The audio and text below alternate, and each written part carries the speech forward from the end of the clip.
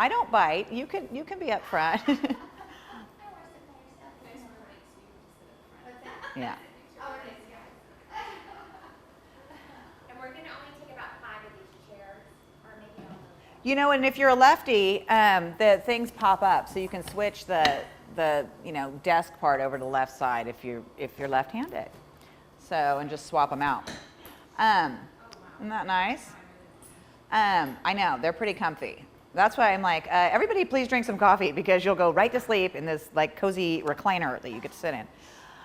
So today we're talking about sexual harassment. It says harassment in the workplace, though it should probably say anti-harassment or don't harass in the workplace. But this is a really unique area of the law. And I'll tell you why. There's a couple reasons. If you're a supervisor and you work in the shipping department or you work in the payroll department, okay, and somebody's order gets screwed up or their paycheck gets messed up and they file a lawsuit, okay, they file that lawsuit against the company, all right, and the company's going to pay for the lawyers, the company's going to pay to settle the case, the company's going to pay the judgment if it ends up going to trial, but that lawsuit's all against the company. Okay, and supervisor in the shipping department or payroll department doesn't really have any exposure on a personal level. When we talk about retaliation, harassment, these kinds of claims, you're a supervisor, you're harassing somebody, or you're turning a blind eye while all this harassment's going on underneath you, okay, and that lawsuit comes in, it's going to come in against the company, okay, because the company has the deep pockets, that's where the money is. They're going to sue the company, but 9 times out of 10, they also sue that harassing supervisor or that retaliating supervisor. And when they sue that supervisor, they're suing them personally. Okay, this is your stuff. It's your house and your car and your big stash of cash to go to Hawaii, whatever. I mean, that's your stuff. And I don't want to encourage you to be frivolous with the employer's money, but it's a whole different ballgame when you're talking about your own stuff. Okay, I don't have a slush fund of $200,000 to defend myself in some harassment claim. Okay, and these suits come up all the time. This is not something that once in a blue moon somebody gets hit with a lawsuit. There's thousands of dollars that change hands every single year, and it happens to employers and supervisors and people just like you. Okay, we used to, and this is the other reason why I think this training is really critical, and why this is sort of a different area of the law. We used to have this sort of zone of protection, in the Central Valley, because we're all reasonable, we all know each other, this is how things have been done for years and years. There's sort of this, well, that might happen in San Francisco. That might happen in LA, because there's crazy people there, but that doesn't really happen in Bakersfield. It doesn't happen in Fresno. It doesn't happen in Sacramento. And I understand that. I'm born and raised in Bakersfield. I come from a family that was in the auto parts business. I mean, this is about as good old boy as it gets. Okay, and I get that mentality, but the reality is we are seeing those big judgments, those big cases, right here in the Central Valley. There were about 2 years ago, there was a case out of Fresno. She was a only woman who worked in an office, and the supervisor joked to her and said, I assume he was joking, but he said, why don't you give up custody of your kids so you can work more, because that'd be great, And, she laughed all the way to the bank with her, $2.5 million judgment that she got from a Fresno jury. Okay, and that Fresno jury pool looks a whole lot like the Bakersfield jury pool. So that's the problem that we face. We aren't the only people who need training. It's not just us in the Central Valley, and it's not really just supervisors. I think the reason most of you are here is because the law requires you to train your supervisors every 2 years if you have more than 50 employees. Okay, I tend to think, and it's not just because this is how I make my living, but I tend to think that everybody should be trained, and that's partially because your employees can get you into almost as much trouble as your supervisors. At any rate, this is a topic that is on everybody's radar screen. Okay, we live in a state that has lots and lots and lots of regulations. The only thing more than regulations that we have are lawyers. Okay, and those lawyers file lawsuits and come after companies and come after supervisors. There's a real, we get down to these investigations and it's he said, she said, or she said, he said, whatever. And 2 people, these are factual questions, difficult to prove. And so there's a big push to settle this rather than take the chance and fight it. And the attorneys know that, Okay, and so that's why these claims tend to be a little more popular. We aren't the only ones who need training. Again, let's see if you guys can come up with any of these fine folks. This person, and I've got prizes. I have pins and I have hand sanitizer. This person admitted to electronic sexual relationships with 6 different people over a 3-year period, including genital photos sent via Twitter. Yes. Here you go. The appropriately named New York Congressman Anthony Weiner. He's actually back in the news now for doing it again, I guess. Some people never learn. This person's bodyguard claimed to have been subjected to harassment after witnessing household tasks being performed naked. This was about 2 years ago, and actually it just settled this past summer, and I think it settled for about $200,000 or something. It's a female pop star. Shaved her head.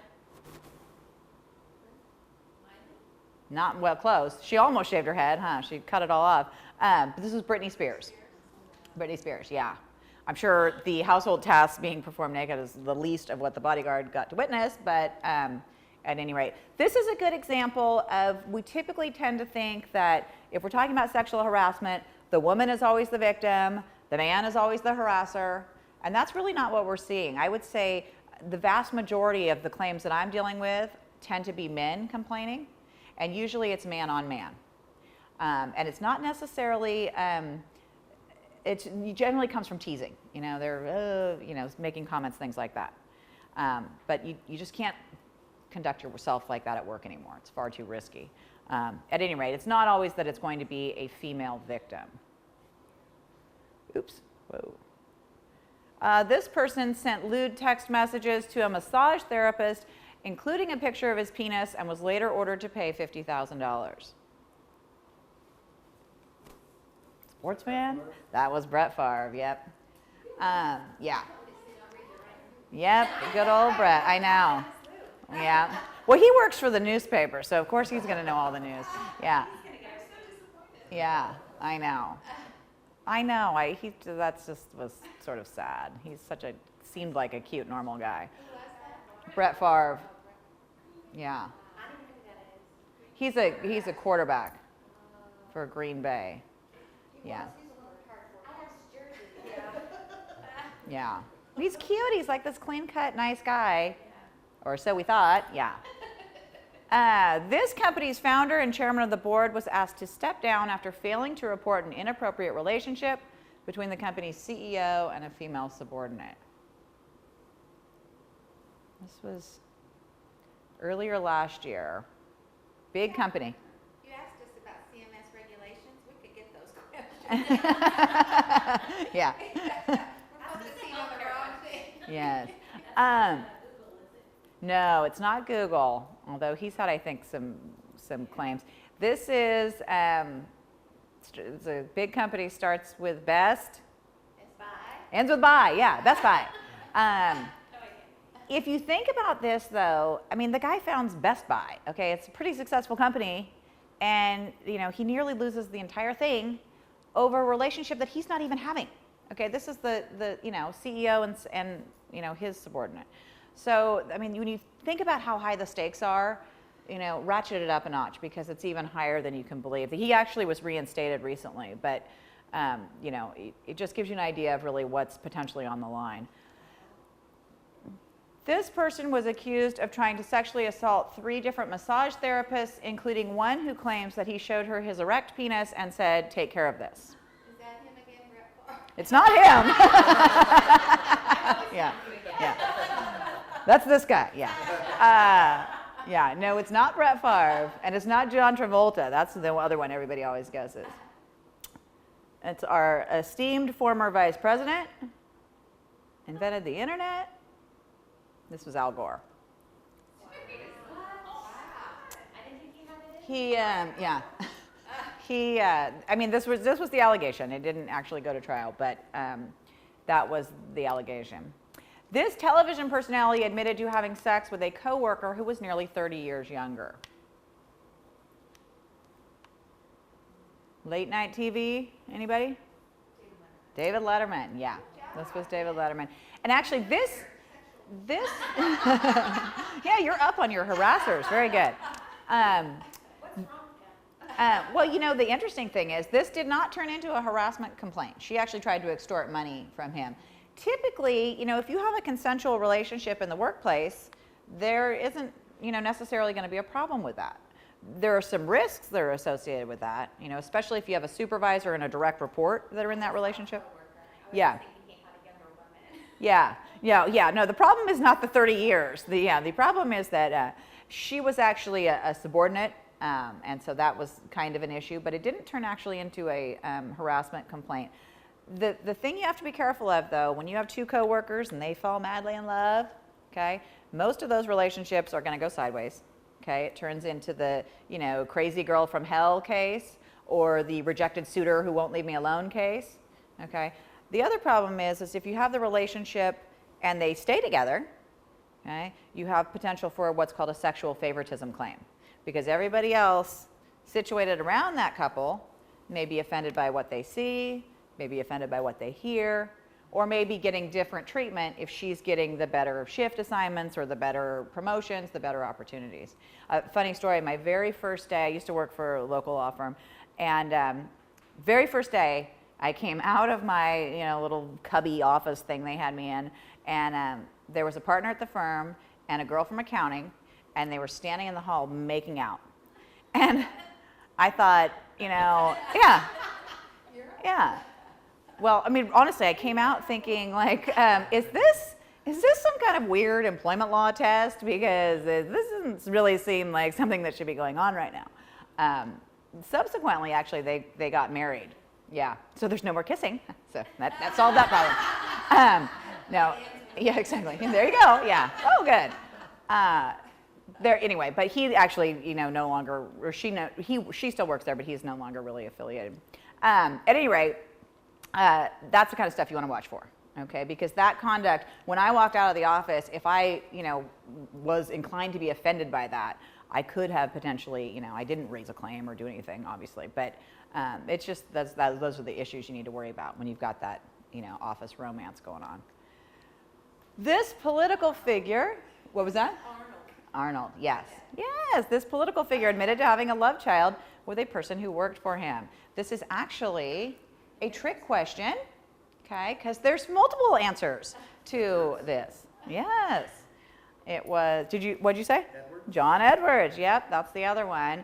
And there was actually about 2 weeks ago in the news, there's a senator who just came out, he had a child with the daughter of another senator that he was serving with at the same time. And they really, yeah, super.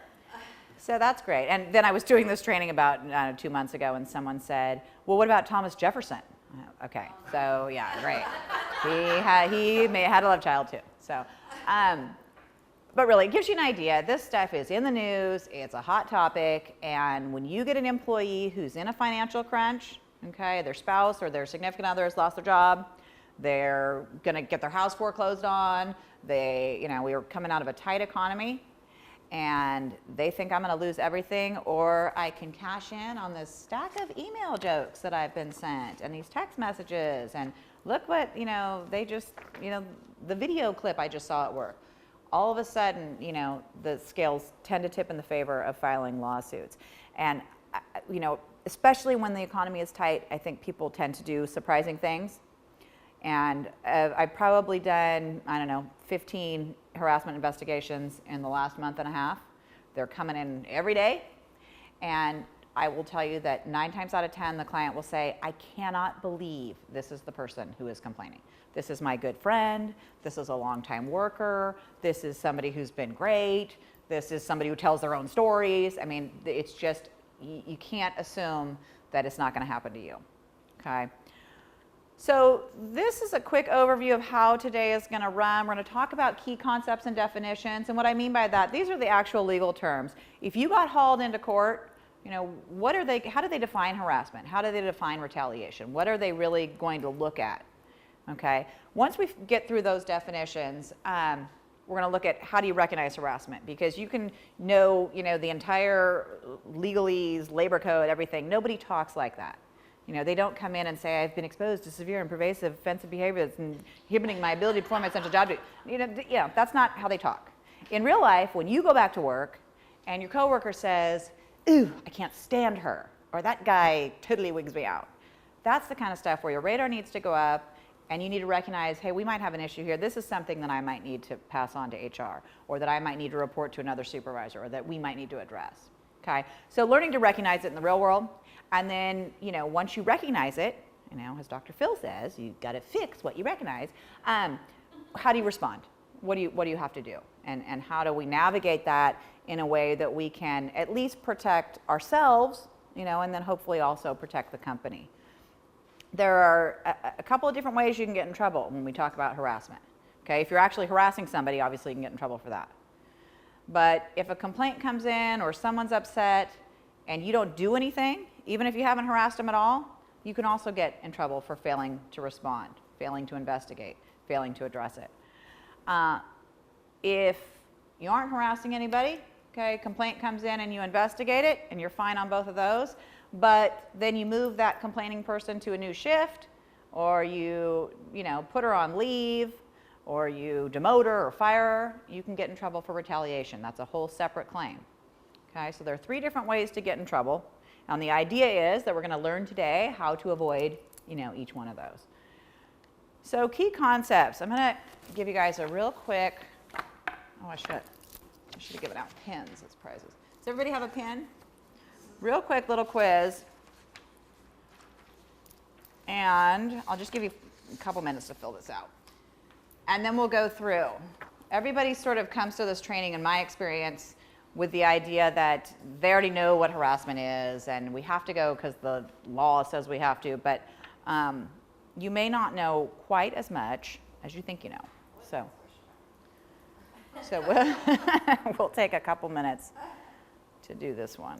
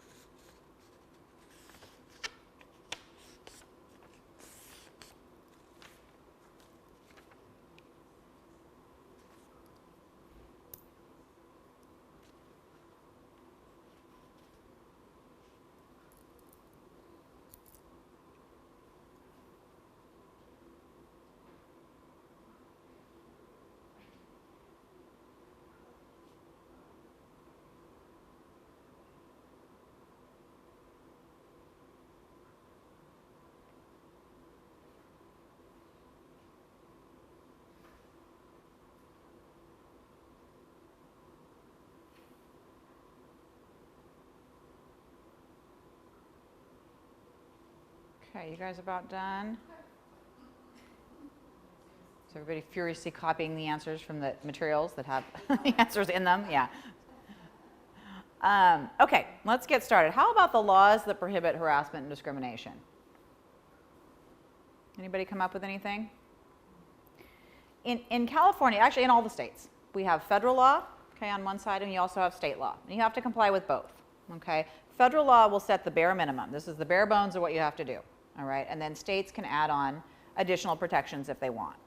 We live in the, by far, most employee-friendly state in the country, okay? So, for example, under federal law, there may be 5 protected characteristics, okay? Under state law, there are 14. All right. When there's a conflict between federal law and state law, the law that is most favorable to the employee is the law that's going to govern. So generally speaking, we're going to be dealing with state law in California because typically it tends to be far more employee friendly. Okay, so on the federal side, we have Title VII of the Civil Rights Act of 1964. That's the big Civil Rights Act that Lyndon Johnson signed, okay? And that's where we get those federal protections. Generally, it's just referred to as Title VII. On the state side, the sort of state equivalent of that is the Fair Employment and Housing Act. You may have heard of it called the FEHA. That's our big state protection, okay? And that's where we find all, you'll hear these new protected categories and classifications. Those are all come up under the FEHA.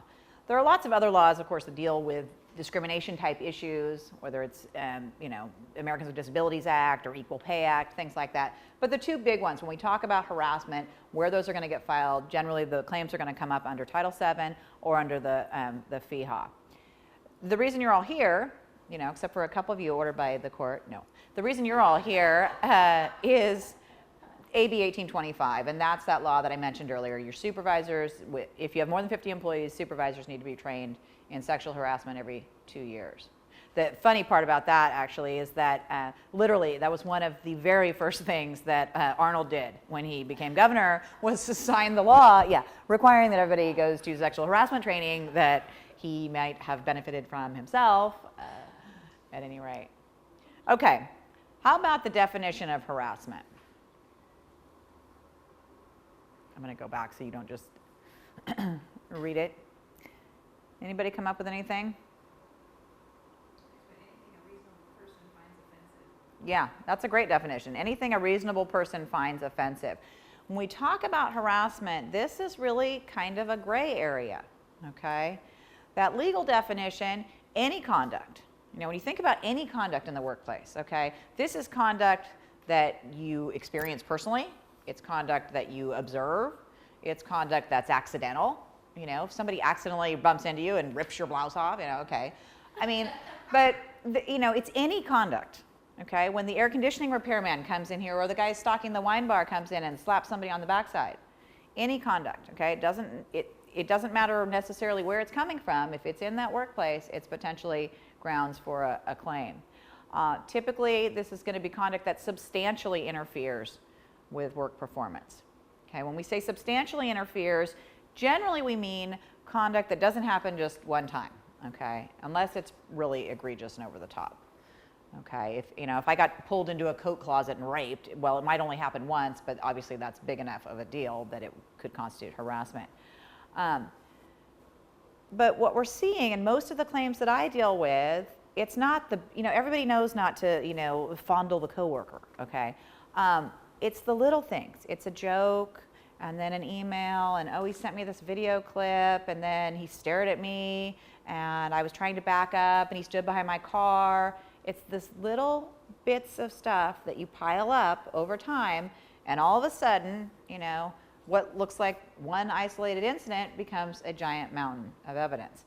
Part of the problem is that there was a case about 2 years ago. So the local attorney, and he got hit with a harassment complaint, and it was a real close, small office. He's done, business in town for years. He's local, born and raised here, and the complaint came in, and they won at the trial level. They said, well, this wasn't that big of a deal. It certainly did not substantially interfere with performance. They go to the appellate level, and the court says, you know what we're going to do? We're going to let in what's called Me Too evidence. And Me Too evidence is this idea that you've got a plaintiff who's suing. Okay, we want to look at what happened to the plaintiff. But you've got all these other employees in the workplace that say, happened to me too. Okay, that happened to me too. I saw that. And they might not be part of the lawsuit. They might not be suing, but they can certainly come in to bring evidence that bolsters the plaintiff's claim. Typically, that evidence had been excluded because it's not relevant. I don't care what happened to that guy. I care what happened to the person who's bringing the lawsuit. Okay, and all of a sudden, this court says, well, we'll go ahead and bring in that Me Too evidence because that gives us an idea of what the work culture, work environment is really like. And they bring in this Me Too evidence, and the case gets flipped around. He lost on appeal. And all of a sudden, every time he told a bad joke, every time he, yelled, you're a whatever, bad word, each little isolated incident is now part of this giant stack of evidence against him.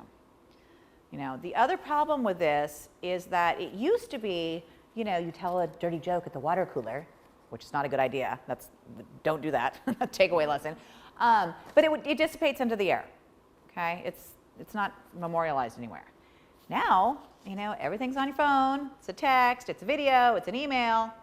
Okay, that stuff is all frozen and floats around in space, waiting for the plaintiff's lawyer to pluck it out of the air, print it out, and blow it up as an exhibit so it's this big at the trial. I mean, that stuff. Good luck trying to delete something, honestly. Every time I do this training, first thing, everyone runs back to their computer. They delete their internet history. They delete all of their emails, go through the trash and through the sent mail. But that stuff, again, it gets backed up. So good luck really, honestly, deleting anything. And one of the first things we do when I get a complaint in, because I only do employer defense, when employer calls, hey, I've got an employee that's suing us or complaining about whatever, we go get that employee's computer, okay, and let's see what they've been doing on that computer. What's their Farmville score? Are they actually working? What's really going on with this employee? And one of the funniest ones we had, they went to go get the computer. It was a laptop. Anyway, it was gone. She had thrown it in the canal. Okay. When the computer ends up in the canal, there's something really good on that computer.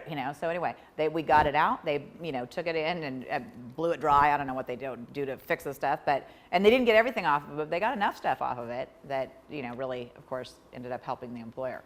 But the point of all this is just be really careful with that electronic stuff because it can get you into a lot of trouble. And you don't realize maybe over the course of a year, if you just send out a joke here and there and there and there, by the end of the year, you've got 30 jokes that you sent out that are maybe not that great. And when they can sit at trial and go, and she sent that one, and then she sent that one, and then she sent that one, it really takes on more weight. But the idea is it substantially interferes with work performance, okay, and creates an environment that is hostile, intimidating, or offensive. Okay, those are kind of vague terms. And when we talk about that vague aspect to it, it gets a little scary because remember, when that suit comes in, they've filed it against the company, and they also filed it against you, and now you're getting measured by this vague, wishy-washy, gray area standard. Who knows what's intimidating or hostile? If I had an answer to that, I would patent it, and then I would retire. So we're dealing with gray areas. The best defense is to stay as far out of that gray area as you possibly can. Okay. We're going to talk primarily today about sexual harassment because that's what the law requires, but you can harass people based on any one of these protected characteristics that we're going to get to.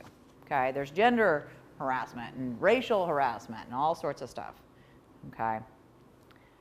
It's all bad. So there's two types of claims. If I were to bring a harassment claim, two types. I think, is that the next question? Yeah. Two types of claims.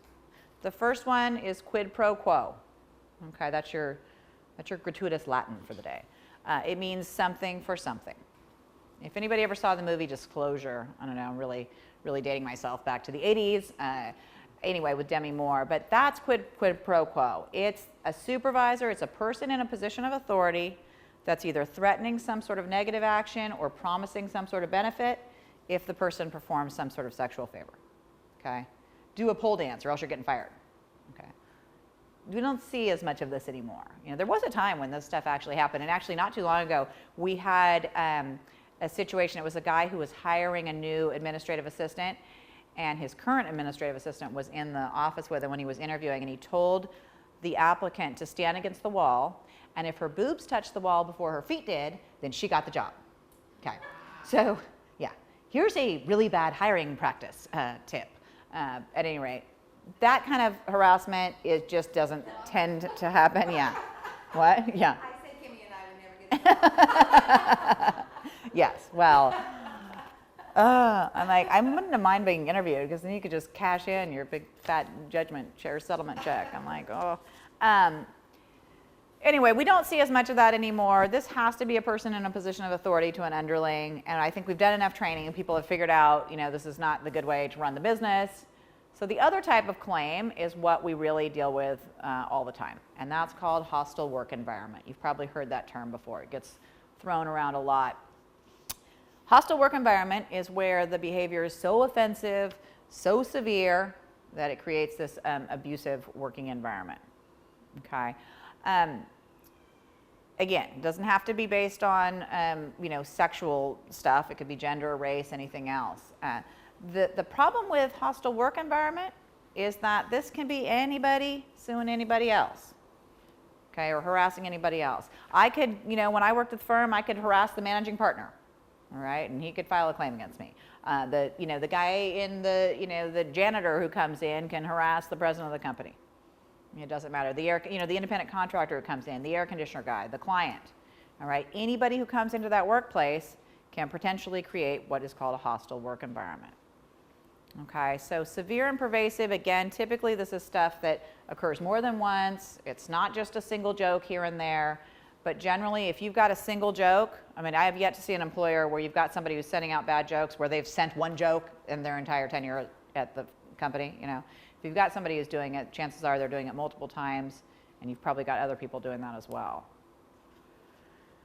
Okay, who decides if harassment has happened and how much money you get? Remember, I said any conduct in the workplace can be harassment.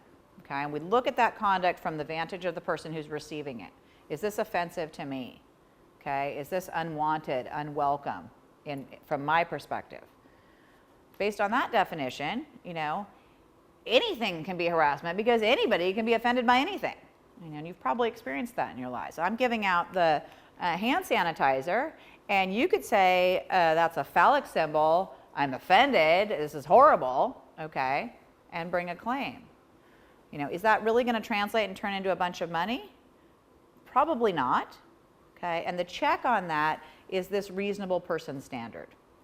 Okay, and that's what we use. We use a standard that says the court is going to look at, would a reasonable person have found this conduct to be offensive? Okay. I understand that you, plaintiff, were offended, but you being personally offended isn't enough to create liability unless we can show that a reasonable person would also have been offended by this conduct. Okay, sounds really good. Yay. This is our check and balance. The problem is, reasonable minds can differ. All right, I think I'm pretty reasonable, and my husband is mostly reasonable, okay? But our standard of what is appropriate and offensive, are totally different based on some of the things that I have seen him say and do, okay? So, when we say the court is going to decide this, the group making that decision are those 12 people in the jury box. And guess who shows up for jury duty? Okay, it's little old ladies and little old men. Okay, and they have probably a different standard of what's appropriate for the workplace, what's reasonable, what's funny, okay, than you might with your good friend that you've worked with for years. Okay, I see this a lot. I have a lot of clients that are in oil industry, and there's really that sort of we're friends and everybody has to get hazed and everybody has to go through this stuff and this is all fun and games. Okay, and that may be fine in that particular culture, but when you take that person and put them in a courtroom, and they're sitting in front of Granny and Grandpa and saying, well, of course everybody has to do X, Y, it doesn't translate. If you just look at things like piercings and tattoos from the generation that's coming in now, when I grew up, if you had a nose piercing, it was like, the world was going to stop. Okay, and now they're everywhere. Those cultural norms and attitudes shift. And you've got somebody at the far end of the spectrum, okay, who's going to be making a decision about what's reasonable in your workplace. Okay, and again, they're not just deciding what happens with the company's money, they're potentially deciding what happens with yours. So That's where you want to be careful.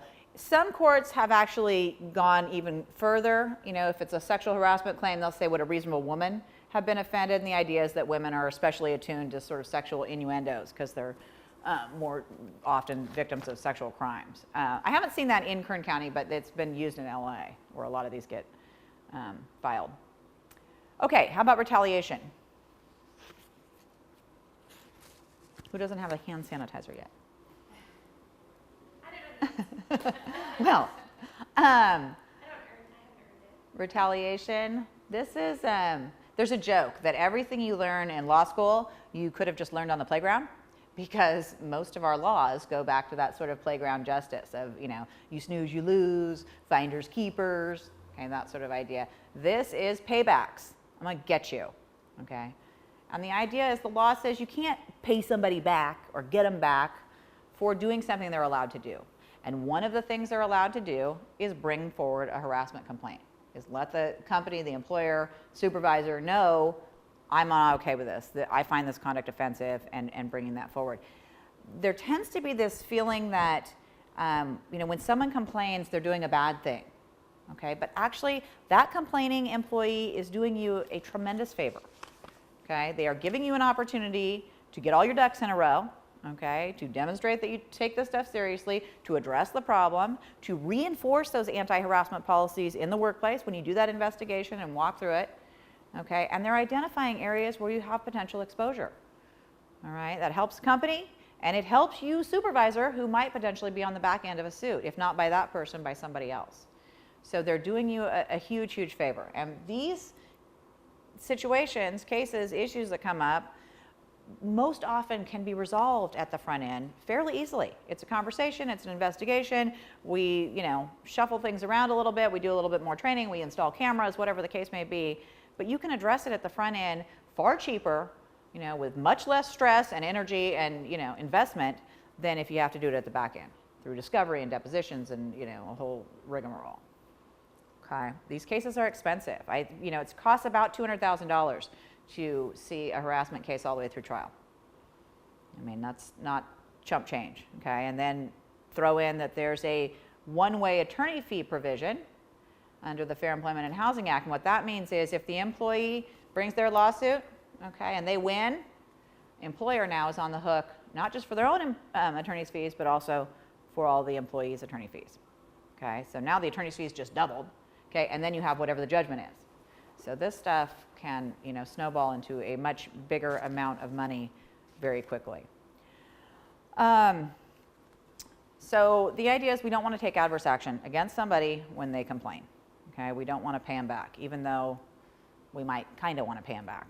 We had a situation not too long ago. There was a guy who was accused of harassment. And the girl who had accused him, you know, a lot of times you do the investigation and you can't really figure out what happened because it comes down to, you know, two people in a room and they happen to disagree and nobody else was there. In this case, she was very specific in her complaint, and they were able to go back and establish that he was not even at work that day. He was at a totally different location, so, you know, you could actually disprove her claim. They went to the holiday party, and his wife threw a glass of red wine on the girl who had accused him, okay? Yeah, not good. And, you know, here, there was no harassment liability. They had done the investigation. There was no liability there. And now they shell out a bunch of money for retaliation. It was a real, yeah, bummer of a situation for them. But, you know, we have that sort of, I'm being attacked, I want to sort of kick back. And really, you need to just take a step back because that kick can cost you. Okay, discrimination. Any thoughts on this? Come up with a definition. People discriminate all the time, every day. You know, when I decided to go to, you know, Burger King instead of going to Taco Bell, and I'm making a decision. I'm choosing one thing over the other. Not all of that is illegal. Okay, it's only illegal if it's based on these certain protected classifications. Okay, the law says there are certain things you don't get to make that choice based on. All right, and that's what gets us to our 14 protected characteristics. I'm sure, did anybody get 14? I will go ahead and answer that. Yeah, no, yeah. That's why you don't sit on the California legislature. I do this training all the time, and I still have to go back and look them all up. But there's actually a push to add a 15th. The 15th one that they're trying to add is called familial status. And the idea is you have people that are staying, people are living longer, okay, for starters, and people had children at a later age. So you've got a group of employees that's sandwiched between kids at home, elderly parents that might need some care, and they're trying to meet needs at both ends of the spectrum, and so they need particular accommodation, time off, and so forth to deal with those needs. That was a proposal that went up, and Arnold vetoed it, and then we had changing of the guard, and so now a lot of those proposed laws and bills that came up to Arnold are getting reworked, repackaged and sent over to Jerry Brown, because he likes to sign his name a lot more than Arnold did. So anyway, that's one that we may see in the future. For now, it's not currently one of our protected characteristics, but it may be coming shortly. So what are the protected characteristics? And we're going to run through these quickly. Well, first of all, what'd you guys get? Age, gender, race. Okay. Sexual preference. Anybody else? Here, you've earned your hand sanitizer. Anybody else? There are some sort of surprising ones. Race and color are two different categories. Okay, you can harass somebody because of the color of their skin, and two people can be the same color and be different races. They can be the same race and be different colors. So both are protected categories. Sex, what was that? I was going to say disability. Yes, disability. Disability is actually two categories also. There's physical disability and then mental disability. Yes, and both are protected. Anybody know the difference between sex and gender? I didn't know this till I started. I just, assumed it was all one thing, but yeah. It's like transvestites or something like that? Yeah, you're on the right track. Your sex is the biological body parts you were born with. Okay, it's what you've actually got. All right, and your gender is that identity that you project to the world. Okay, so if I come back to, do the next training next year, and I got a beard and I go, whatever, I can't be punished from my employer for that. Okay, it's my prerogative to express whatever gender I want. And actually, there was a new law that they just signed in the schools. Now the kids can use whichever bathroom they feel like they want to use. Yeah, it tends to come up, that gender stuff tends to come up at workplaces where you've got an employee who says, I want to use this restroom as opposed to that restroom. So you need to go through an accommodation analysis. Gender identity and expression is actually a new category. It became effective January 1 of this year. It's new in the sense that it's now expressly part of the Fair Employment and Housing Act. It's not really new in that the case law and the courts had sort of already gotten there. Okay, so if somebody comes to work dressed like a man, woman, or whatever, we don't get to punish them for that. Sexual orientation, pretty obvious. Marital status is really an interesting one, though, because it initially was set up to protect women, because you get married and then you get fired because you're going to have a baby and you're going to take time off. Okay. The marital status claims, though, that I deal with are single men who file these complaints saying, I'm not getting promotions, I'm not getting the advancement opportunities, I'm not getting recognized because I'm viewed as a flight risk, as opposed to this guy who's settled and has a house and a family here and is actually staying in Bakersfield. It tends to be a big issue because I have a lot of employers where they get somebody in, invest all this time and training and energy into them, and then that person, bounces right out of town and off to a job where they can make twice as much. Okay, and so it tends to be an issue. So marital status is not just women anymore. Religion, the other thing with marital status, we just had that recent Defense of Marriage Act ruling. So same-sex marriage is the law in California at the moment. Okay, so that's another aspect where I'm sure we'll start to see the marital status claims. They struck down the people who were trying to fight against Proposition 8 and said you don't have standing to sue, you can't bring that lawsuit.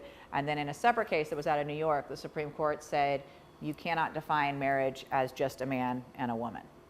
Okay.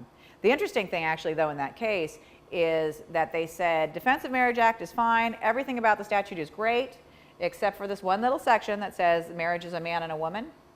But one of the pieces of that statute said states independently can decide whether or not they want to recognize same-sex marriage.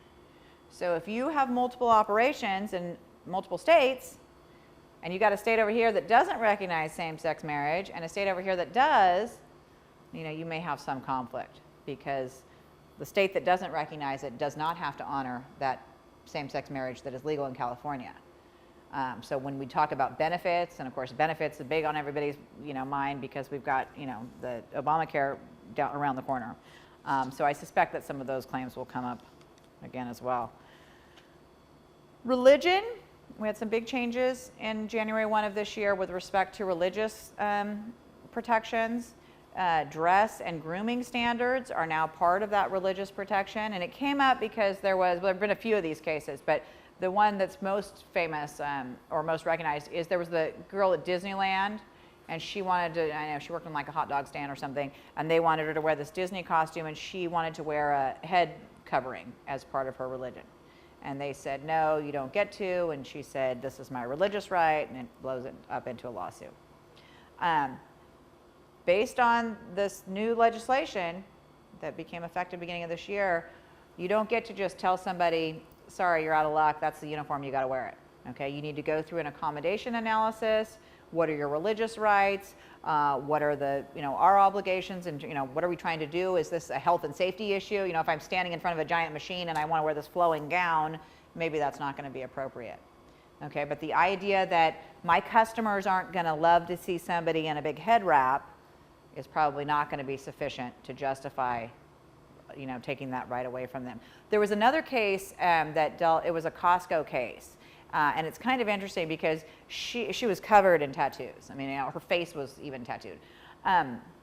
And she worked at the little checkout part, and Costco decided, this isn't exactly the face we want for our company, the image for our business.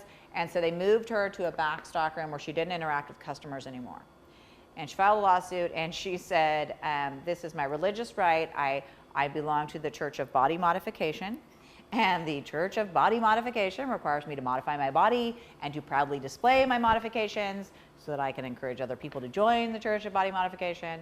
Anyway, and so she files this lawsuit, and the court said, that's a legitimate religion, that's fine. And there are certain standards, there are certain things you have to show in order to establish that this is in fact a religion. But anyway, it's not necessarily that, just because it's not the religion you belong to or have necessarily even heard of, that it's not going to qualify. A lot of times the religious claims tend to be based on dress code violations, things like that, where somebody says, you say you need to have your tattoos covered. Most of my employers have policies, tattoos need to be covered. And they say, well, this is a big cross, and so it's my religious right, I don't want to cover that up. Okay, just because something is a religious symbol does not mean that it must be displayed and must be shown. You can still have a policy at your office that says you need to dress professionally, you need to cover your tattoos, you need to remove piercings, you need to do X, Y, and Z. I typically try to encourage clients to include language that I don't want any kind of fashion extremes. Okay, I have a client very, very, very conservative, and a guy shows up for work who works right at the front, and he dyed his hair blue and shaved it into a mohawk. And they called and said, well, what can I do? Can I tell them that they can't have this hairdo? Anyway, and the idea is we don't want any kind of fashion extremes. Okay, you're expected to look professional. There's a pretty funny story from the firm I used to work at, not the managing partner now, actually 2 managing partners ago. There was a girl who would come to work all the time, and she always wore these tight white pants. And you could, of course, see right through them, see her underwear, and people had complained, and it was, so here managing partner has to sit down and have this conversation with her is obviously really uncomfortable and awkward. This is not appropriate. We can see your underwear, and please don't dress this way. We're a professional office. Anyway, she was very apologetic. I'm so sorry, and I'll take care of this. And she scurried off to the bathroom and came back out and said, yeah, can't see my underpants anymore, problem solved. Yeah, which was Not what they were hoping for, but anyway, you can have those professional dress standards, and if you've got people that are violating them, it's worth the 5-minute conversation of this is not okay. National origin is where you're from. Ancestry is where your ancestors are from. Age, if you're over 40, I have to raise my hand too, it's all right, yeah. If you're over 40, you're protected. And that age discrimination line is pretty arbitrary. It came about in the 80s because we had a lot of layoffs, and of course who gets laid off? It was middle management because they made the big salaries, and so they drew the line there. There are certain protections you get in terms of your employment rights. Physical disability we talked about, if I had one arm, I can still be a lawyer. Okay, great. You still need to be able to perform those essential job duties though. Okay, if I'm blind, I can't be a pilot. Okay, that's the way it goes, all right? So as long as you can still perform those essential job functions, despite that physical impairment, it shouldn't be a problem. Mental disability, and I usually get some pushback because people say, well, if you're mentally disabled, how can you do the job? But I know a lot of mentally disabled lawyers, actually, now that I think of it. No, there are lots of mental disabilities that might not impact, work performance, whether it's, insomnia or depression or, whatever, things like that. And certainly things that can be treated. When something becomes a health and safety issue, you sort of move into a different category, all right? If you've got somebody who's bipolar and they go off their medicine and they threaten everybody, okay, and then they go back on their medicine, they want to come back to work, you have a little more leeway there. Okay, and when we talk about particularly workplace safety, and I think it's because there have been so many workplace shootings and all that kind of stuff, courts tend to give the employer a little more leeway in saying, that's not okay. We actually had a situation not too long ago, and she had a Kill Bill list, and so she's emailing to all of her coworkers, you're on my Kill Bill list. I never saw the movie, but I'm assuming that's not a good thing. Yeah. Anyway, and then she got back on her medicine and wanted to come back. Yeah. And they said, yeah, no thanks. On Tuesday, she said she was going to stab me, so I don't really want to share a cubicle with her. Anyway, and they were able to not bring her back. But if she says it's a hostile work environment and she's in one of these. Yeah, up and down. Yeah. Well, and if you have a situation where you've got somebody who's, gone off the deep end and now they're saying I'm being harassed and whatever, because generally they will, It's not, oh, I'm the harasser and I leave it at that. They say, well, guess what they were doing to me, and blah, blah, blah, blah, blah, okay? Even if you've got a situation where that claim is not valid and has no merit and so forth, you still need to go through those steps of doing the investigation, and we discounted this didn't happen, okay, we're not gonna take any action against anybody. You still need to go through those motions, okay? Because what happens is, if you start from the place of, this is a meritless claim, there's nothing that happened, so we're gonna forget about it, 6 months later, oh, this is a meritless claim. Eventually somebody down the road is going to say, well, there were 4 other complaints and they didn't do anything about any of that. And it doesn't look like you take it seriously. It doesn't look like you're investigating. It doesn't look like you're meeting any of that obligation. So, medical condition primarily came about when people started getting cancer in big numbers because you need time off for treatment and recovery and all that stuff.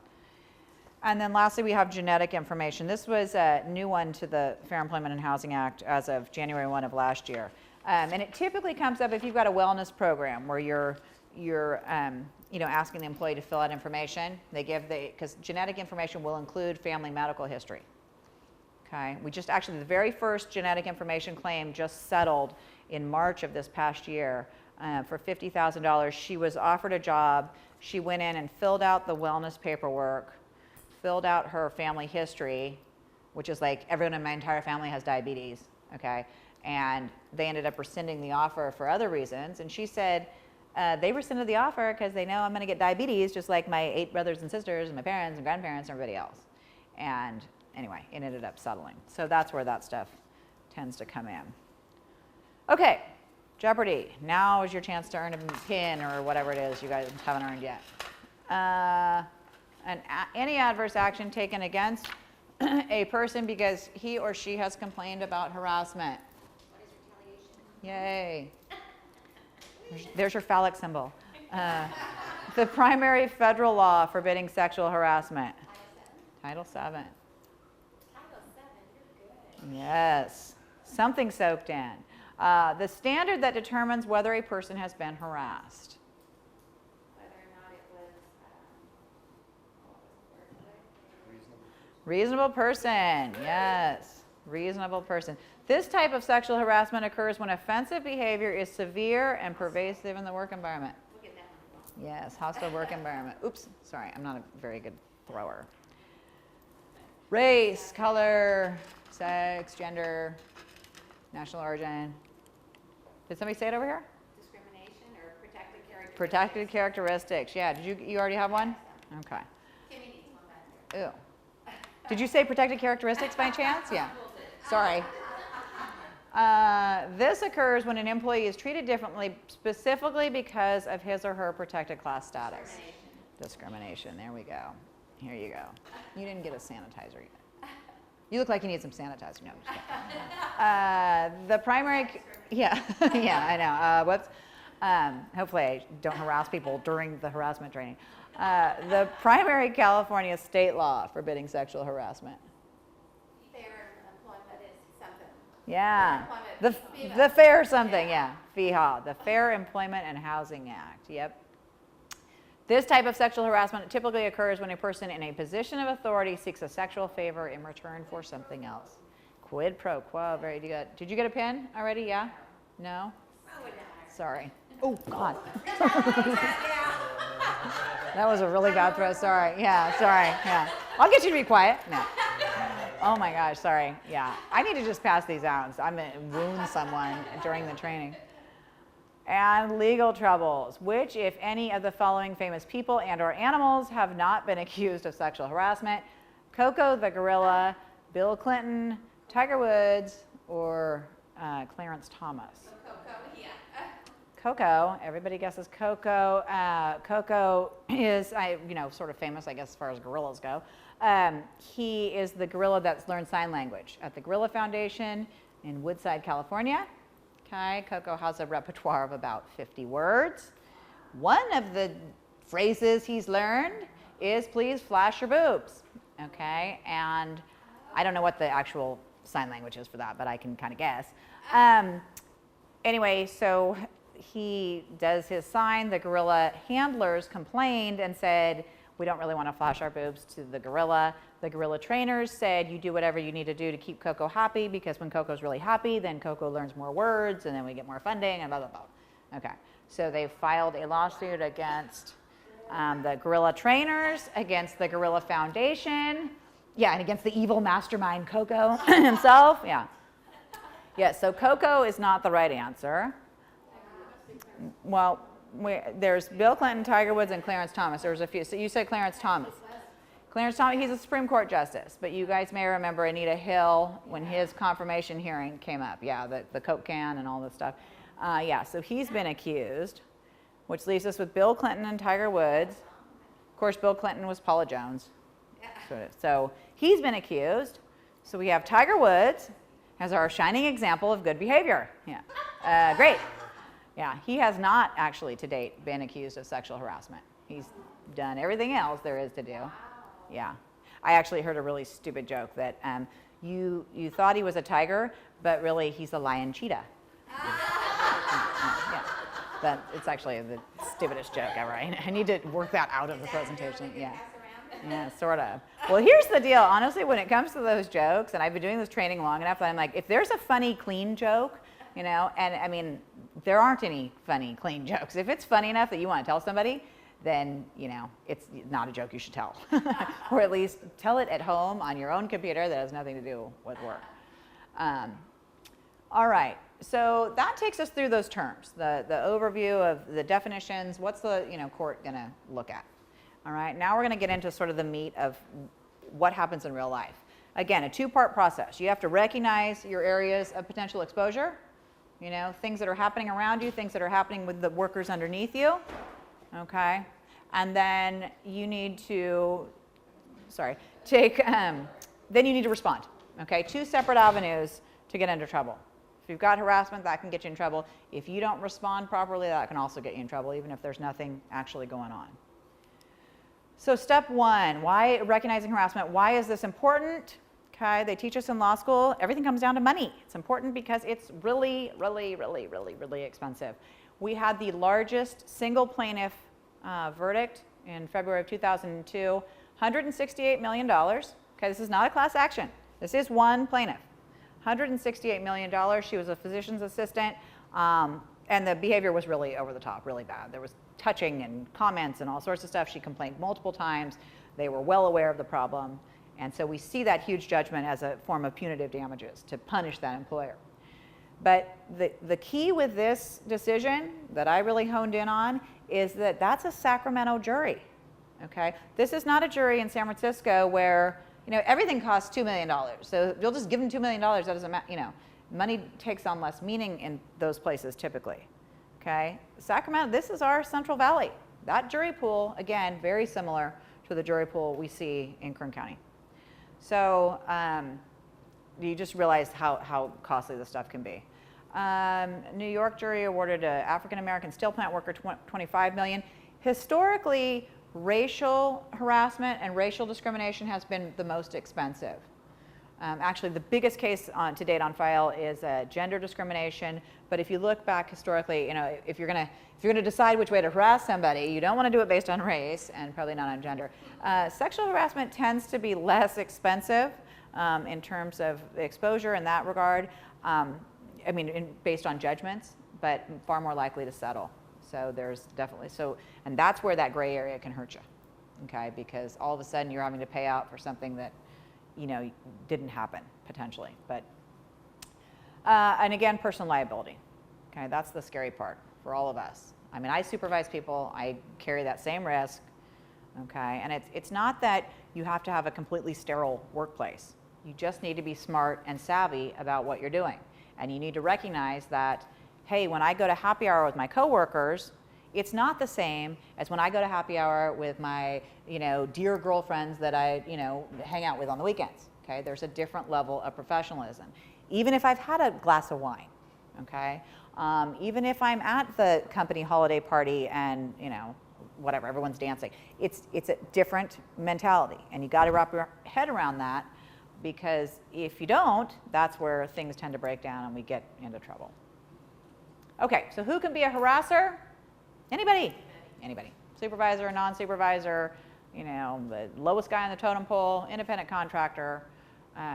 We used to have a client that would come in when I was at the firm, and he had a cute receptionist, and he'd come in, oh, you look so tense, and he'd rub her back, and oh, here, and she complained and said, I don't really want to get a back rub from this guy, you know, on Tuesdays when he comes in or whatever. And so they talked to him and said, you hands off the receptionist, please. And he was a big client. He brought in lots of business. And so then he would come in and he'd just stare at her, okay, which is equally bad, okay, and does not fix anything. By the time I left the firm, he was still a client, okay, but he came in through the back door. He did not come in through the front anymore. He had no interaction with her. And the key is you need to address that stuff. We don't get to just brush it under the rug because it's, you know, the big client.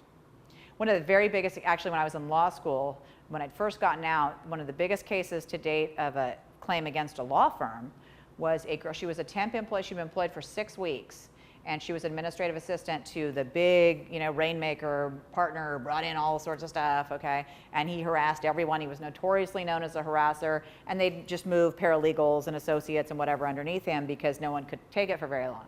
So she lasted for 6 weeks. The last thing that he did, the last sort of straw that broke the camel's back, he was throwing M&Ms at her, and they were going in her blouse. And he said, "No, don't worry, I'm going to come and get those." And she said, "That's it, I'm out of here." Anyway, and she got $8 million. Wow. And yeah, I'm up in the Bay Area thinking, oh my God, I could have worked for 6 weeks. I got $8 million. But because I went to school up in the Bay Area. Anyway, but you know, so it can be anybody. It can be your big client. It can be the head of the pile. It can be somewhere in the middle. Okay, who can be a victim? Anybody? Yeah.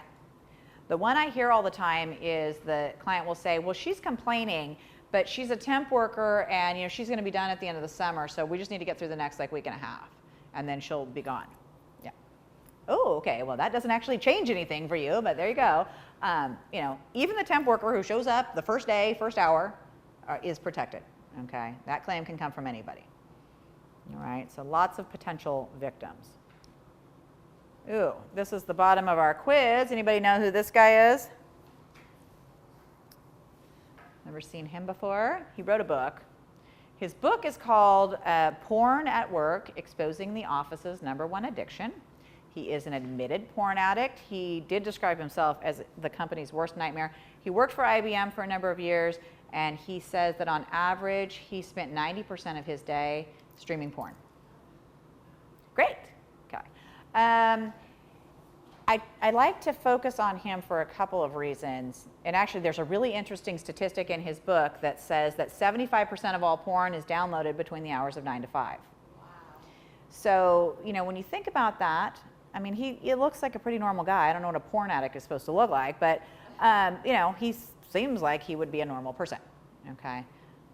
Don't presume. Don't judge a book by its cover. And I can tell you from my experience in doing investigations, here's this sweet young thing, and you look at that computer, and oh my Lord, it's amazing that people do this stuff on their work computer, on their work phone. But anyway, I mean, I'm constantly surprised at what goes behind the surface. But the other thing I want to highlight about this is if you've got somebody underneath you or somebody in your organization that is engaged in this behavior, huge potential risk, okay? Huge potential liability.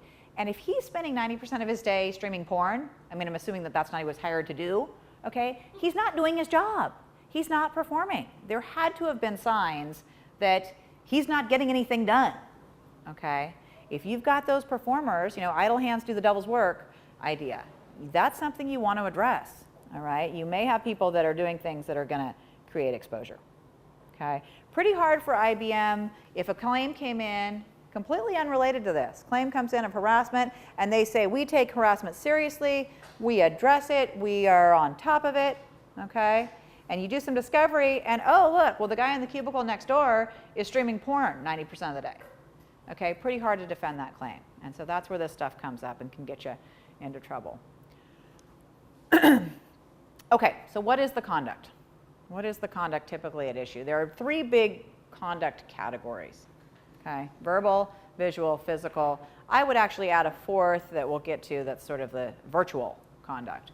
At any rate, verbal, is obviously what you hear. Okay, bless you. It doesn't have to be words. It could be grunting, whistling, howling, whatever. But anything you hear, and it doesn't have to be something that the person's actually saying. It can be something that's coming through the phone. Okay, it can be something that's on a little video clip. 2 of the investigations I did this past month involved music. Coworker calls somebody else, or they call, answer the phone, and in the background is all this stuff going on. Okay, one of them was a song that had really graphic lyrics. Okay, one was a song that had no lyrics, but the person said, well, it felt like bedroom music. I called, and there was no music, and then all of a sudden he turned on this, whatever, kind of whatever. I would advise you to not have music in the workplace.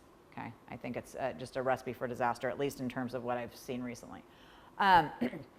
Jokes, nicknames are another one that are a big sort of no-no. It's very easy to take a nickname that's meant, as a joke or, an expression of familiarity and turn that into something that's not so good. And we don't get to presume that because we think this nickname is a compliment, that the person is taking it that way. I did a training not too long ago, and there was a girl in the back who was very, very thin, and she raised her hand and said, everybody knows not to make a comment to somebody who's overweight, and say, oh, you better go on a diet, but nobody thinks twice about telling me that, I need to eat why don't I eat a decent meal or have a milkshake? And she said, I've been thin my whole life, I've struggled with this, and I don't like that, and people grab my side, what's wrong with you? So that's the sort of thing, I said, shut up, you skinny bitch. No, no, I didn't. But the idea that this is a compliment, this is okay, is something you really want to avoid because you don't necessarily know that to be the case. Visual, yeah, whoops, I'm not supposed to swear during the training. That's great. So glad we're recording this. I know, yeah. Visual conduct, you know, it used to be like the calendar pinup girl, okay, or the fireman calendar or whatever. Now it's primarily the stuff that gets sent on the phone. It's the videos, the little clips, the photos, okay. And when you throw in that piece of like social media, all right, it's not just a photo that's distributed at work.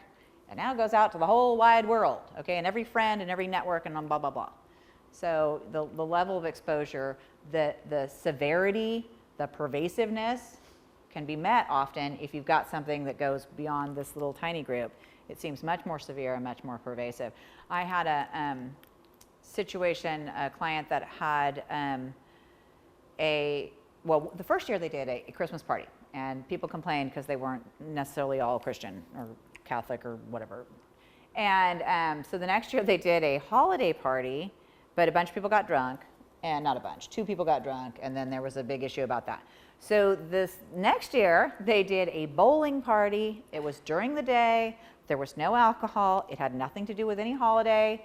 They were all friends. We are bowled together. It's such a great place to work. Okay, there was somebody there taking pictures to put on. They had an internal intranet site, and so they're taking pictures. Yay! Okay, and they post the pictures up on the intranet site, and there's a picture of a girl bending over to pick up a bowling ball. You can see right down her shirt. Okay, and yeah, well, and then so it gets up there, and here come all the comments. Oh, she brought her bowling balls to the bowling party. You know, oh, you know, she's 8-pounder, whatever. I mean, you know, and I mean, so this is the stuff that yeah. I know. When they called, I was like, oh my God, you guys should have had tequila Christmas. It would have been safer, honestly, than your bowling party. But those pictures, you know, that you know, can create obviously some liability. The other thing with the visual stuff is those emails, and I can't stress it enough. It's amazing to me actually for how many trainings that I've done around town that I'm still on the distribution list of anybody. But you know, I still get them, okay? And you can go. It's pretty fun because you can open those up and expand that list. Oh, I was a judge. I was a city council member. Oh, look, you know, go back through and see all those people. Okay. When that email comes to you, and again, if it's funny enough to forward, it's offensive. Okay. There aren't any funny jokes that are not offensive. When that joke comes to you, that's different than if you send it out. Okay. Once you send it out, it's like putting a stamp of approval. I approve this. This is how I think business should be conducted. This is how I think, you know, things should run at work. Okay. And what sounds funny at the time, you know, again, might not be so funny when you're sitting in front of 12 little old ladies. So, physical conduct, you know, of course, is what you do. Touching, you know, it doesn't actually have to be touching. It could be stalking, staring, blocking, okay?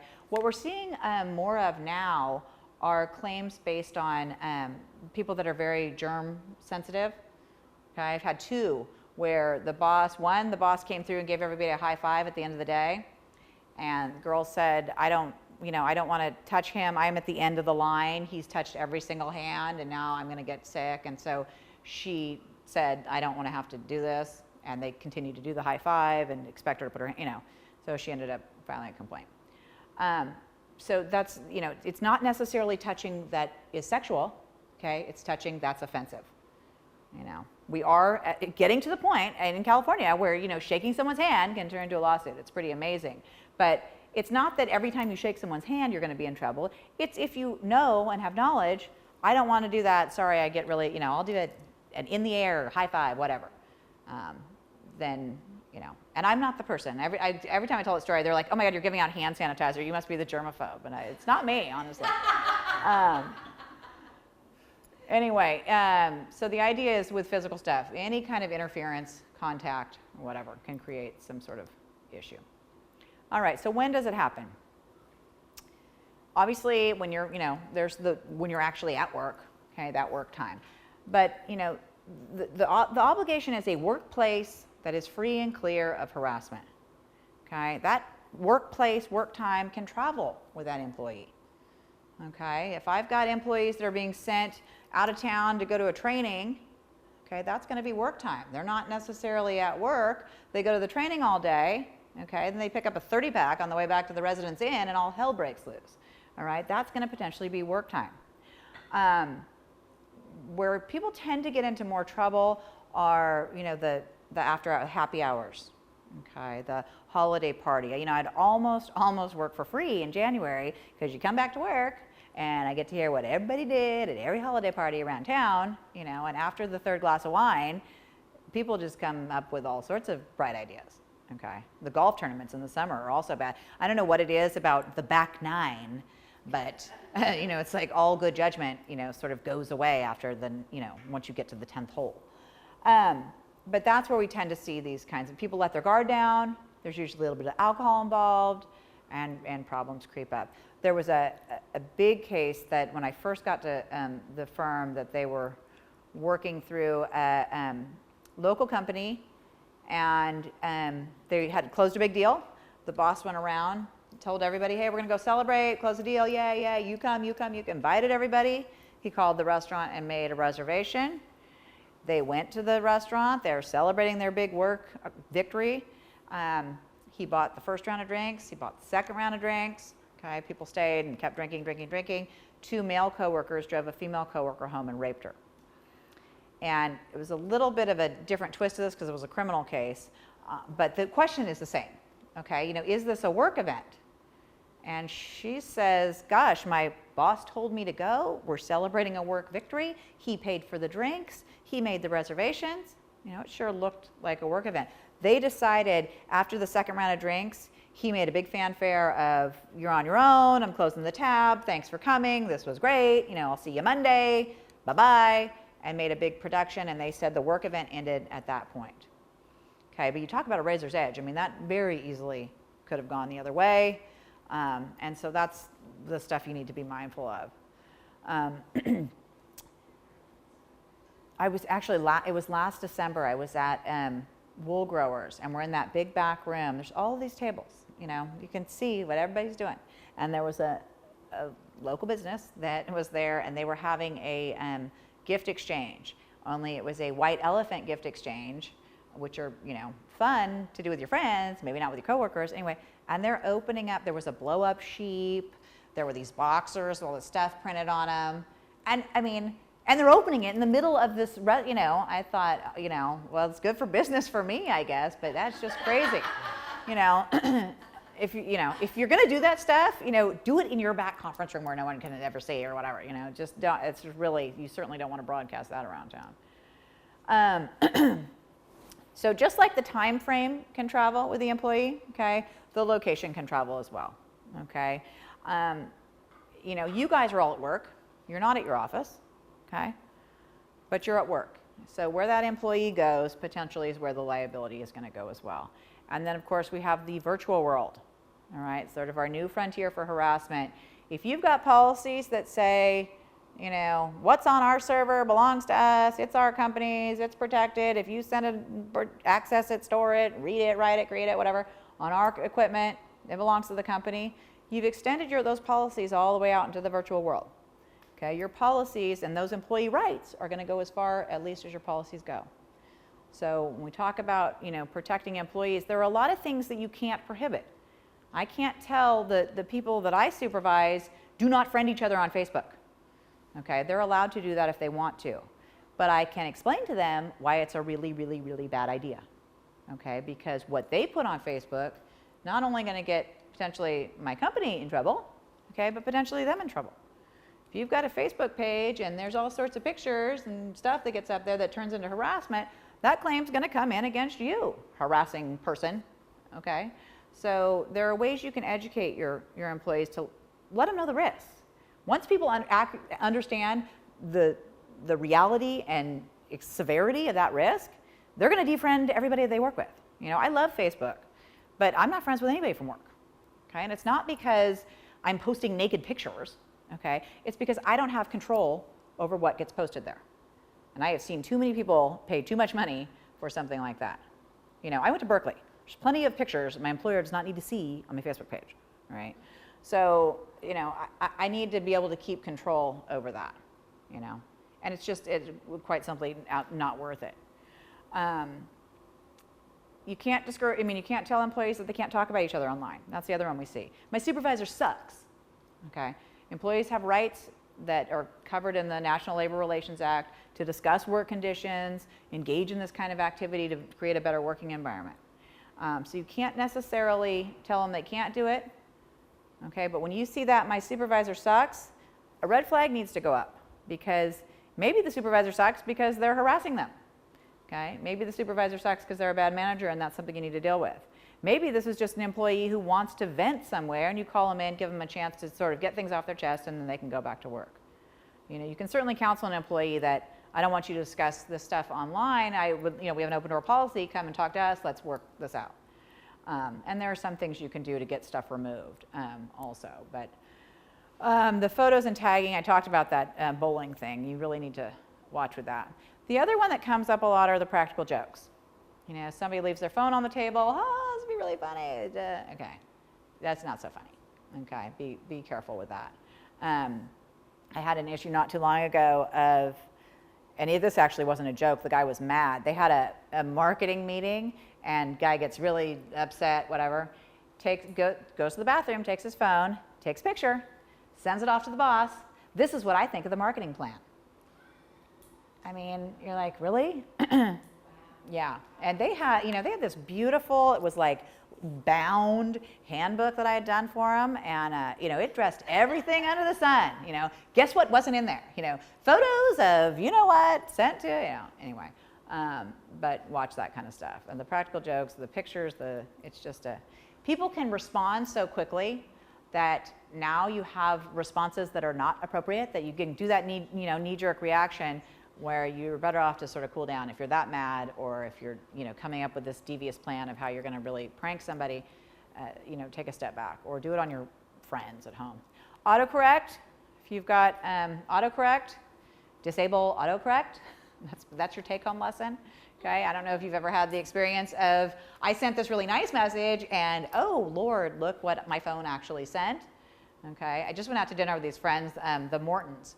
And I sent her a message the next day, oh, we loved partying with the Mortons, only it changes Morton to moron. So, loved partying with the morons, yeah.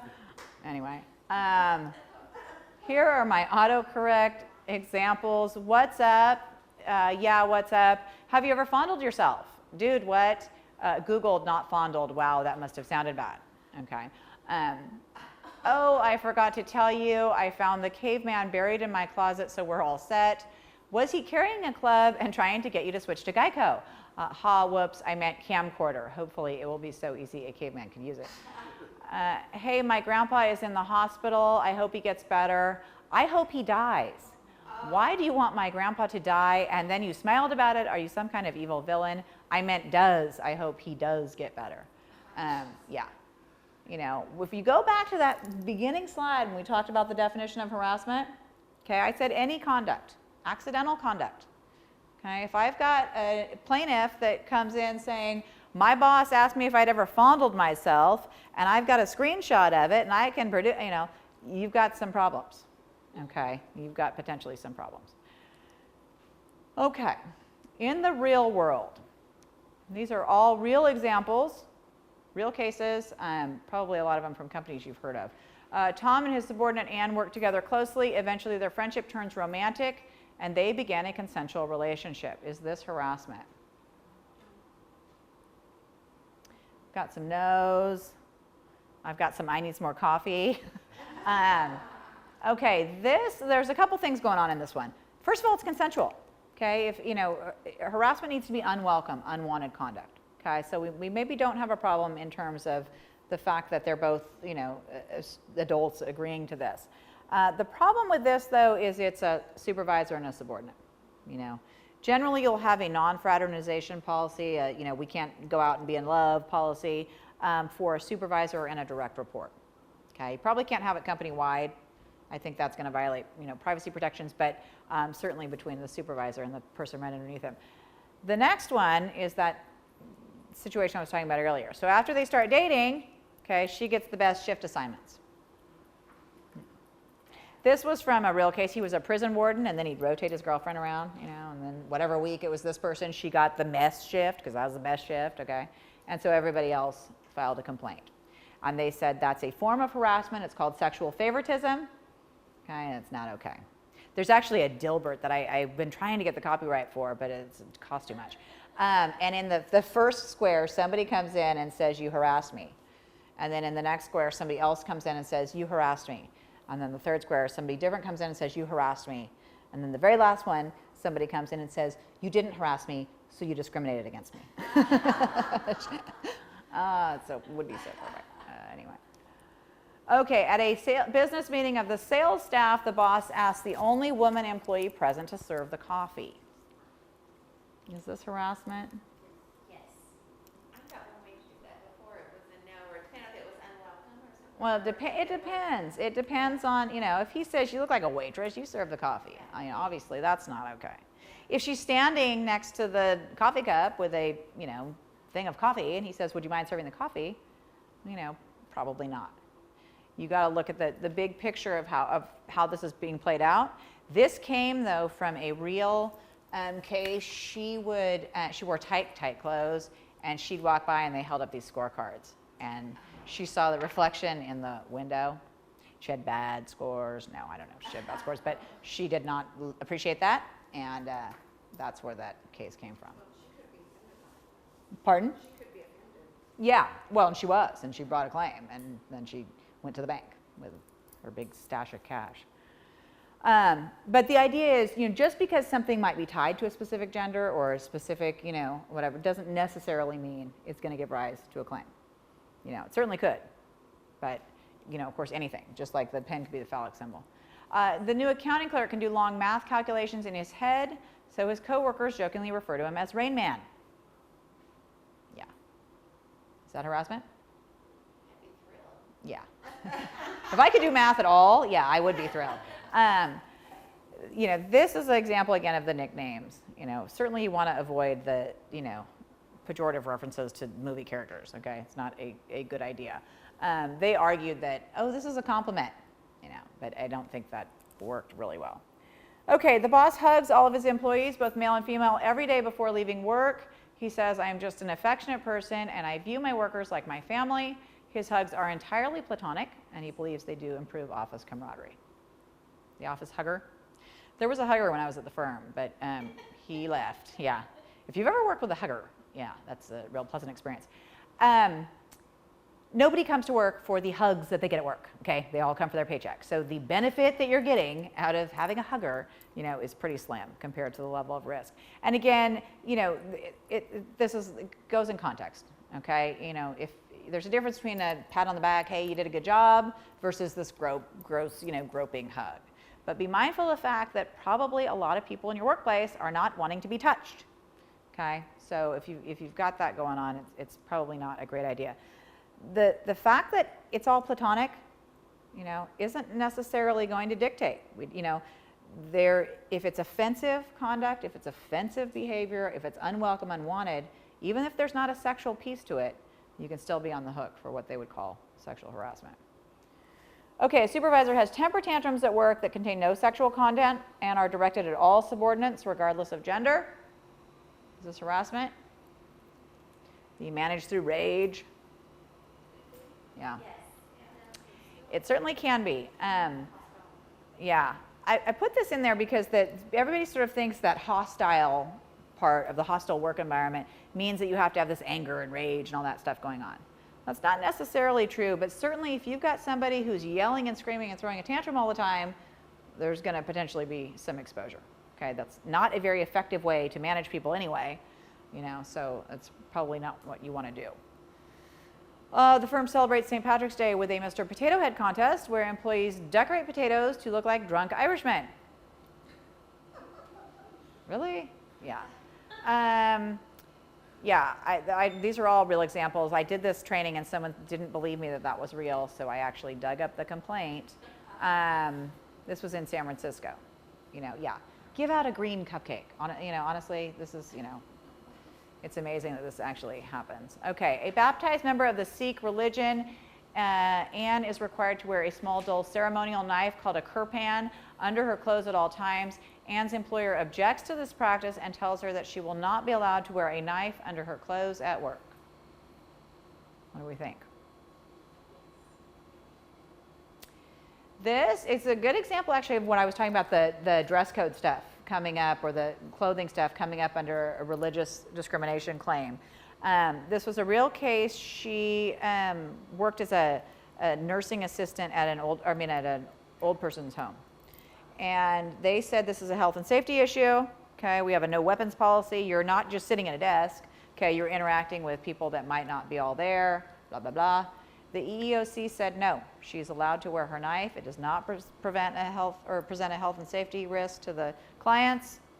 Okay, and I think part of it was it could be sort of welded in place. It was dull. It wasn't, but it gives you an idea of how these claims are going to come up. I think, if this had been a giant like saber, okay, it would have gone another way, obviously. Okay, but the other thing to remember with this case is, it's because somebody asked us at the last training, how did they know that she had this on under her clothes? Okay, so I certainly would not advise you to run around asking all your employees, say what you got on under there, because that might be a problem. She volunteered, she came in and said, hey, I have to wear this, and just as an FYI. So, yeah. Oops, a local Bakersfield bar owner instructs patrons to throw items on the floor so that the bartender has to bend over and pick them up. Yeah. He did it twice, that she could establish. Anyway, she got $150,000. Yeah, and I'm not going to tell you where the bar is. That's the other thing everyone always asks. The new file clerk complains that her supervisor got mad at her and called her a regin. Is this harassment? I didn't know what a regin was until I read the decision. Yes, it is a very negative term backwards. Okay, this is part of why you really need to be mindful of the nicknames in the workplace. Okay, because we've done enough training, people know I can't be so blatant about this, but some of those biases, some of that prejudice may still be there. Okay. Again, as I said before, that racial tends to be the most expensive. You certainly don't want to. And this is an example, when I say it needs to be substantial or, severe and pervasive and substantially interfere, there was a case where it was a sheriff. He used that word, forward, not backwards. He used that word a single time, okay? And that was enough to create liability, okay? Some stuff is just so over the top and so offensive that you don't need to show a repeated pattern of behavior. Joey touched a female under the waistband of her pants when she was turned around. He's 6 years old and he's in first grade. Yeah. This is actually a real case from, and I put that in here. This is obviously the far, far extreme. It was harassment. He was suspended for a week from school. It was in Massachusetts. Okay. The reason I highlight that, that's the craziness that goes on in Massachusetts. Okay. California is even more employee friendly than that. Okay. We haven't had that case in particular, but that's how far this stuff can go. And I think actually the pendulum is kind of swinging back to the middle a little bit. It's as if you've got a more leftist governor, I feel like the courts tend to get more conservative. If you've got a more conservative governor, then the courts get, so we just tend to sort of keep doing this sway back and forth. At any rate, okay, so that's the recognizing piece. What's going on in your workplace where you need to have some antenna and a flag that goes up? Okay, and it's all of those different situations, all that gray area.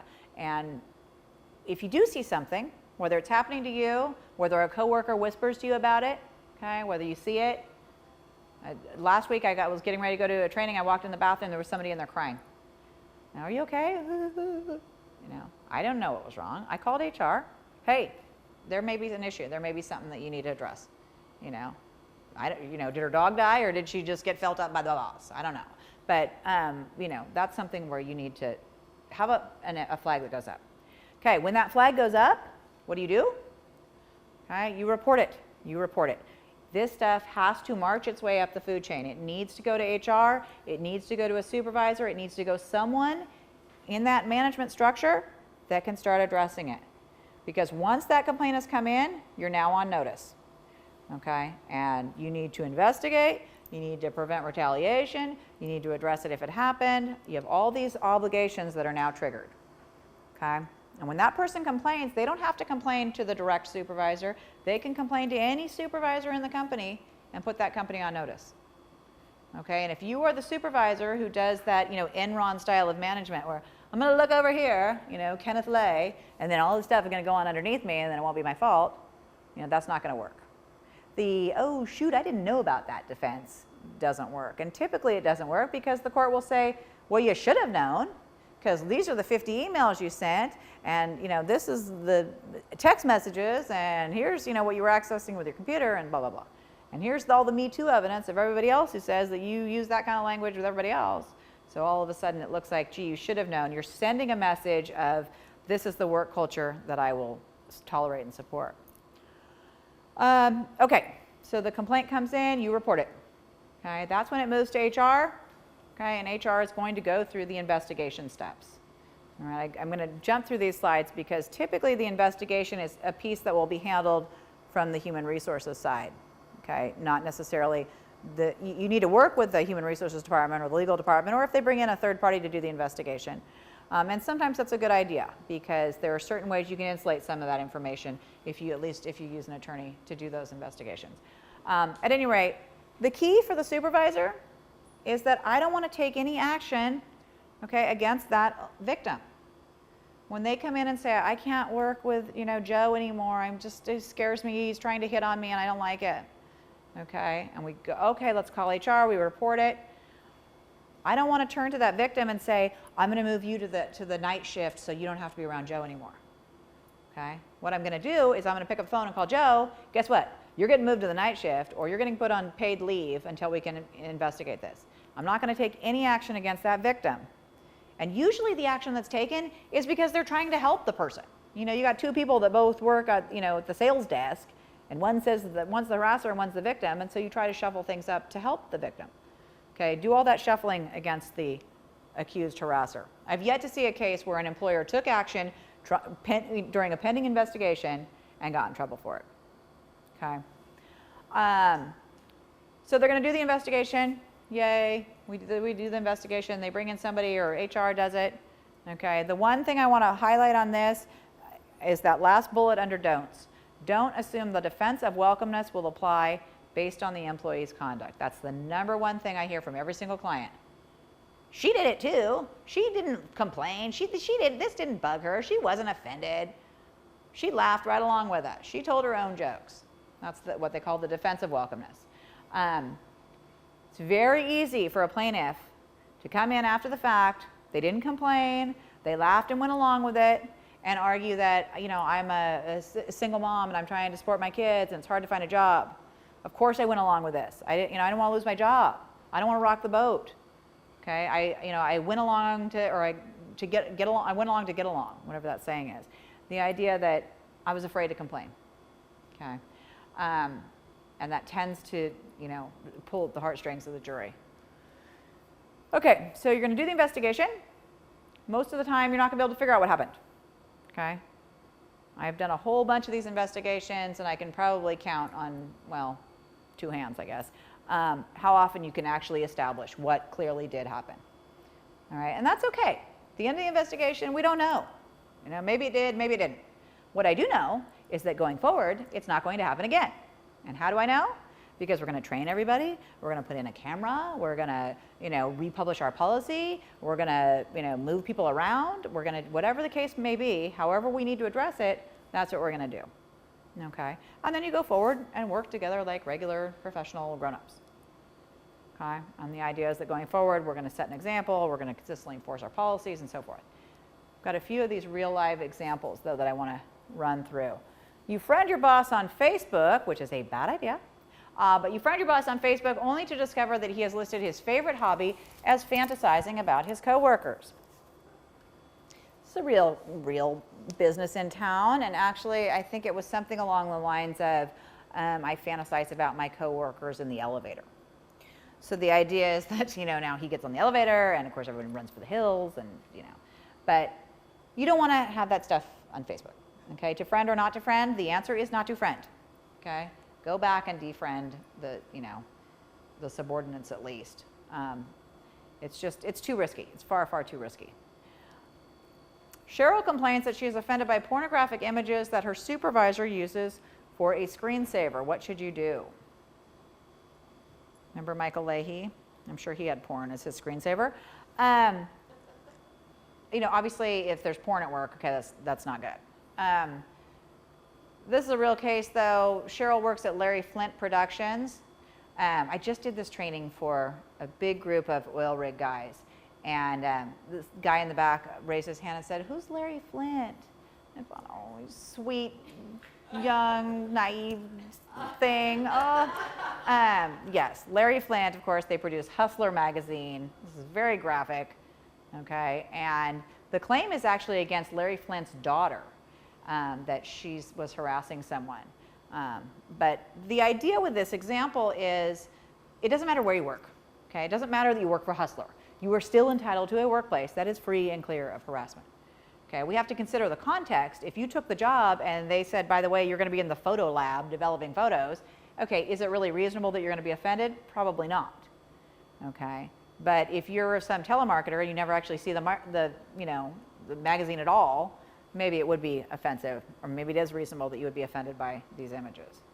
Okay, we have to look at I see a whole bunch of things that would constitute harassment or could constitute harassment, but that's the nature of my job, you know. So you need to look at the. There was a case not too long ago that I had a lot of employers saying, yeah, but what about this?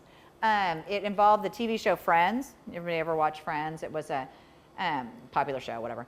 And but they always had these sort of sexual storylines, you know, somebody hooking up with somebody else or whatever.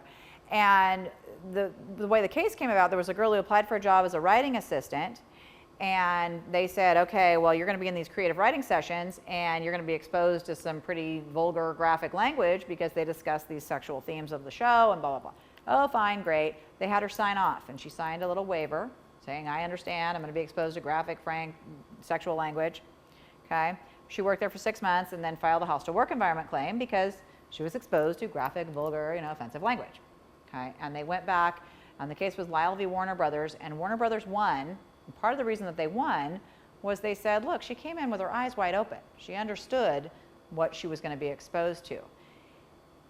That sort of waiver, okay, works in the entertainment industry, I think. It's creative writing. There's a lot more leeway when it comes to entertainment stuff. I don't think it's going to, you know, you're going to be working at, you know, Belden Blaine, so you're going to be exposed to David and lots of blah, blah, blah, blah, blah. Okay, I don't think that's going to work. All right. If you're going to work at a bank, you don't get to say, well, if you work with Frank, sign off here that it's okay. Blah, blah, blah. Okay. That you don't get to waive some of those rights. Again, the entertainment industry, a little bit of a different sort of venue. They get away with a lot more stuff. The firm recruiter wears provocative clothing that is tight, low cut, or see-through. Hopefully you have other recruiting tactics. Okay. What should you do? This is something where you know, like I mentioned before with that example at the firm, you need to address that. If people are coming to work and they don't look appropriate, okay, you need to address that. You know, not only does it create some potential for an issue, you know, harassment, but it also undermines the enforcement and the effectiveness of that policy. You know, if my policy is everybody has to have their tattoos covered and everybody comes to work, you know, with their tattoos showing, at some point that policy isn't going to govern anymore. Your written policies are only as good as the operational reality. Where there's a disconnect between those two, the court is going to go with what's really happening in the workplace. Okay, and that's going to be the policy that governs. We talked about autocorrect. Turn that off if you can. Bill complains that his administrative assistant wears too much perfume and it makes him sick. What should you do? I'll tell you what the employer did. They did nothing. They say, get over it. What's the big deal? Okay. That's what you don't want to do. All right. This was a discrimination claim. He said he had a chemical sensitivity. He brought a disability discrimination claim because they didn't address it. Most of you probably have a policy in your handbook that says, this is a fragrance-free workplace. Okay. I don't want bug spray or room spray or perfume or smelly candles, you know, or, you know, what you had for lunch, whatever. I don't want any pungent odors in the workplace. You know, I've had to do some really not fun counseling sessions, and one of them is when a person has odors that are bothering people in the workplace. You know, talk about a really uncomfortable conversation. At any rate, the idea is, you know, I don't care if it's aftershave or cologne or candles or whatever. We don't want any kind of strong udders of any kind. You're the hiring manager at Hooters, and you're looking to fill a waitress position. Bill applies. When I did this training the last time, somebody said, "Does he have man boobs?" I'm like, again, this is totally not the point of this example, obviously. Hooters has gotten away with this, back to that entertainment exception, okay? And they say, we are not a restaurant, we're an entertainment venue. And people come here for the experience of being served food by these buxom waitresses, okay? And that has been their argument. In the entertainment industry, you are able to consider characteristics that might otherwise be discriminatory as long as they are a bona fide occupational qualification, a BFOQ. And so they've said, this is how we get around it. That's how, the Victoria's Secret models all look the way they do. It's not an accident, okay, or the Rockettes with legs up to here. You're allowed to consider those characteristics in that limited forum, okay, in that limited forum. But there's actually another case of this proceeding in Texas. It's not Hooters, but it's the same idea. It's called Wings and Things or something. Anyway, so we'll see how that one plays out. But they've been successful thus far. What if he had that gender identity you were talking about? Yeah. Really a man, but It was really a man pretending to be a woman, yeah. Well, I think that, I think Hooters would probably argue that our bona fide occupational qualification is not just that you have, large top half, but that you're also, biologically a female, and so because if we can consider one characteristic, they can probably consider the other, yeah. But, yeah, I don't know, it's interesting. I'm sure, at some point we're going to litigate every possible iteration of each one of these things. So at some point, I'm sure there will be the cross-dressing, wants to wear a knife under the Hooters uniform, whatever case. Okay, your coworker tells you in passing that some coworkers made an off-color comment, they sent a bad joke, and he says, look, I just want to let you know, but I don't want to be involved in any of this. Okay, I will tell you, if you are supervising people, this is how 99% of the complaints will come in. These are my friends, I don't want to be the one that told, but I don't want to be on the hook for this. It's that CYA mentality, but then I'm going to sort of step back into the shadows. Okay? When that complaint comes in, okay, it needs to be reported. It needs to go to HR, it needs to go to management. If they don't want to participate in the investigation, that may, limit what we're able to establish, but it does not change the employer's obligation to now address it, to create that record, to create that file of this is what we did about it. Okay? And certainly if you're getting those complaints and people are saying, I don't want to have anything to do with this, you may also have a perception that there's going to be some sort of retaliation. So it's certainly worth republishing the policy, letting everybody know, look, we're not mad at anybody who comes forward. You're doing us all a favor. If you see something that you're either personally offended by or you happen to know somebody else is offended by, tell us so that we can fix it. Okay, it's like you're building a little quiver of arrows.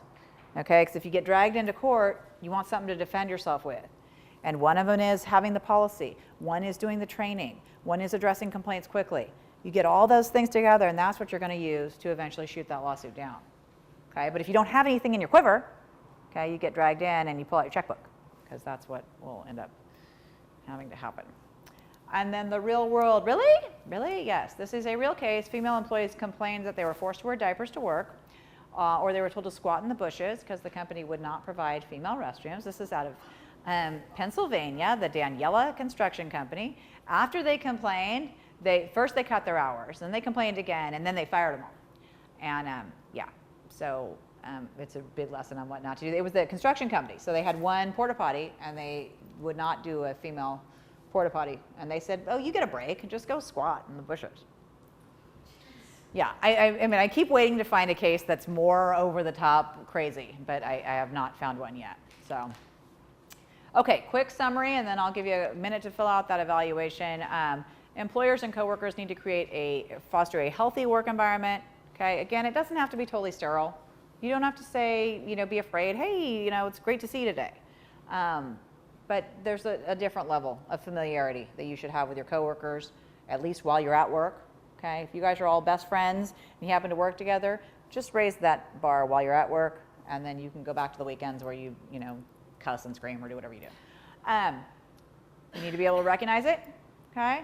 Your antenna needs to go up, and once that antenna is up, you need to march to HR, march to management, and make sure that they're aware of it, okay? I have a lot of employers that have little.